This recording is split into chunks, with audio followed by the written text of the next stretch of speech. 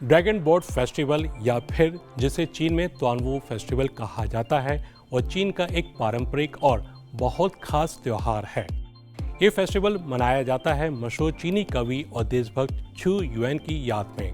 हर साल ये festival Chinese lunar calendar के मुताबिक 5वें महीने की 5वीं तारीख को आता है।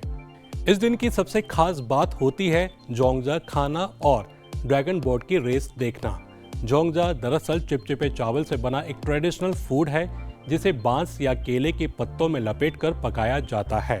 ये मीठा भी होता है और नमकीन भी, कुछ समोसे जैसा दिखता है लेकिन टेस्ट अलग होता है।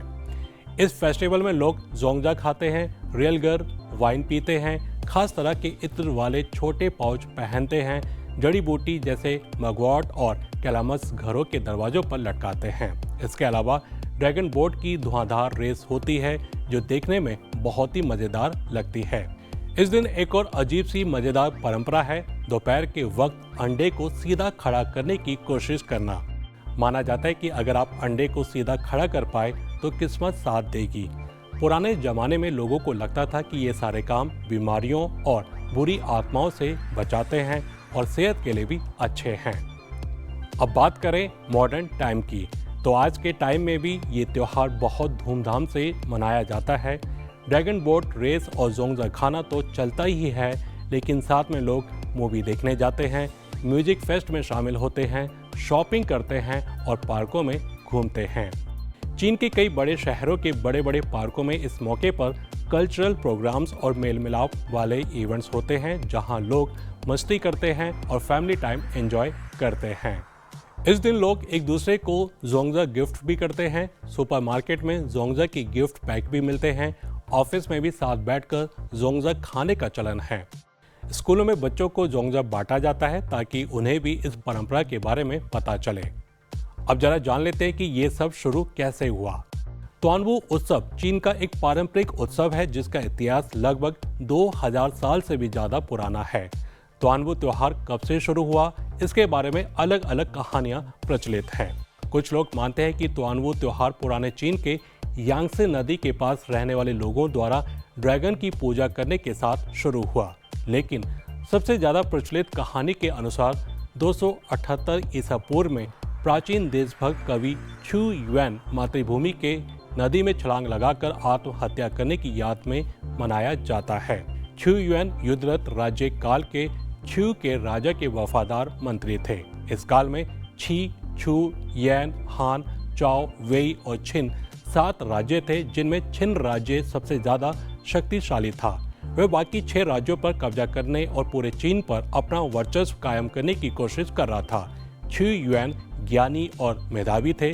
उनका राजनीतिक मत था कि छू राज्य में राजनीतिक सुधार किया जाए और अन्य राज्यों को इकट्ठा कर छिन राज्य का मुकाबला किया जाए, लेकिन उनके मत का छू राज्य के दुष्ट अधिकारियों ने घोर विरोध किया।